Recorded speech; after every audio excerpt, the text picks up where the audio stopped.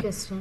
GSM stands for Global System for Mobile Communication, and multiple access technique used in GSM are FDMAയും TDMAയും വരുന്നുണ്ട്. 25 MHz ഉള്ള frequency ബാൻഡിനെ 200 kHz ഉള്ള frequency ആയിട്ട് frequency division multiple access ചെയ്യും. 200 kHz ഉള്ള ഓരോ ചാനലിനെയും 8 time slots ആയിട്ട് time division multiple ആക്സസും സംഭവിക്കുന്നുണ്ട്.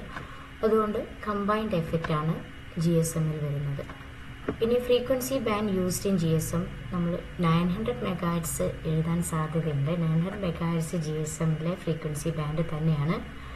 അതുമാത്രമല്ലത് GSM 400 MHz 450 MHz early deployment in some region mainly rural ഏരിയാസിലൊക്കെ ഉപയോഗിച്ചിരുന്നു.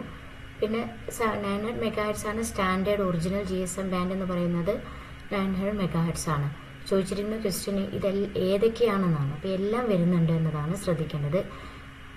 GSM 1800 MHz അതും also called DCS 1800 used in urban areas to provide extra capacity.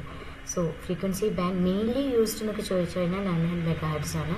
പക്ഷേ ഏതൊക്കെയാണെന്ന് ചോദിച്ചു കഴിഞ്ഞാൽ 450 MHzഉം 900 MHzഉം 1800 MHzഉം GSM frequency bands ആണ്. The main advantage of GSM over analog system. GSM system വരുന്നത് അനലോഗിനെ replace ചെയ്തുകൊണ്ടാണ് അല്ലേ. So digital signal processing. The modulation used in GSMൽ വരുന്നത് GMSK Gaussian ആണ്. Gaussian MSK. അടുത്തത് The subscriber identity module in GSM അറിയാവുന്നതാണ്. Subscriber identity module SIM. Typical GSM cell radius. GSMന്റെ cell radius 2 to 35 km. 2 to 35 km GSM cell radius. ഇനി അടുത്ത question GSM voice channels are classified as.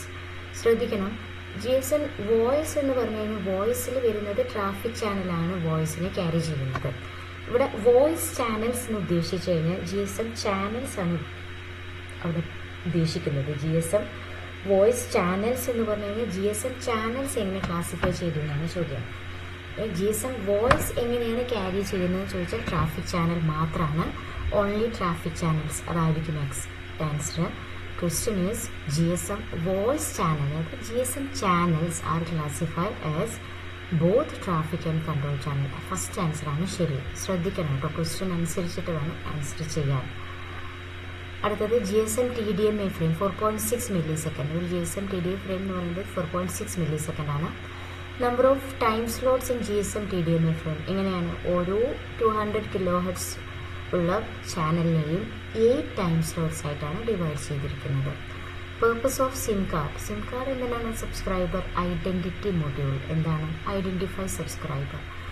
Next service supported by GSM ഏതൊക്കെയാണ്? Voice, data, SMS, all of the above. Mobile station consist of. ശ്രദ്ധിക്കേണ്ട ക്വസ്റ്റ്യനാണ്. Mobile station എന്ന് പറഞ്ഞു കഴിഞ്ഞാൽ മൊബൈലും വരും സിമ്മും കൂടി വരും. രണ്ടും കൂടി കമ്പൈൻഡ് ആയിട്ടുള്ളതാണ് മൊബൈൽ സ്റ്റേഷൻ. മൊബൈൽ മാത്രമല്ല, both mobile equipment and SIM. Mobile station consist of both mobile equipment and SIM. MSC does not perform. MSC mobile switching centre. ഇതിൽ എന്തൊക്കെയാണ് ചെയ്യുന്നത്? അതൊരു നെറ്റ്വർക്ക് സ്വിച്ചിങ് സബ്സിസ്റ്റത്തിൻ്റെ പാർട്ടാണ്. ഏറ്റവും പ്രധാനപ്പെട്ട ഒരു സബ്സിസ്റ്റമാണ് നെറ്റ്വർക്ക് സ്വിച്ചിങ് സബ്സിസ്റ്റം. അതിൻ്റെ കോറാണ് MSC. അതിൽ MSC ചെയ്യുന്നത് ഒന്ന് കോൾ റൂട്ടിംഗ് ആണ്. അതായത് വോയിസിനെയും ഡാറ്റനെയും ഡിഫറെൻറ്റ് മൊബൈൽസ് തമ്മിൽ അല്ലെങ്കിൽ മൊബൈൽ സ്റ്റേഷൻസ് തമ്മിൽ ഫിക്സഡ് നെറ്റ്വർക്ക്സ് തമ്മിലൊക്കെ കോൾ റൂട്ടിംഗ് ആണ് വരുന്നത്. മറ്റൊന്ന് സബ്സ്ക്രൈബർ ഓതൻറ്റിക്കേഷനാണ്. HLRഉം VLRഉം ആയി കമ്പൈൻ ചെയ്തിട്ട് HLRലുള്ളതും സിമ്മിലുള്ള ഡാറ്റയും തമ്മിൽ ഓതൻറ്റിക്കേഷൻ ചെയ്യാം.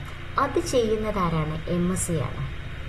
MSC ആണ് ആ പരിപാടി ചെയ്യുന്നത്. സോ സബ്സ്ക്രൈബർ ഓതൻറ്റിക്കേഷൻ MSC ആണ്. പിന്നെ ഹാൻഡ് ഓഫ് ചെയ്യുന്നത്, ഹാൻഡ് ഓഫിൽ വരുന്നത് MSCയും BSCയും വരുന്നുണ്ട് ഹാൻഡ് ഓഫിൽ. സോ ഇതൊക്കെയാണ് MSCയുടെ പെർഫോമൻസ്.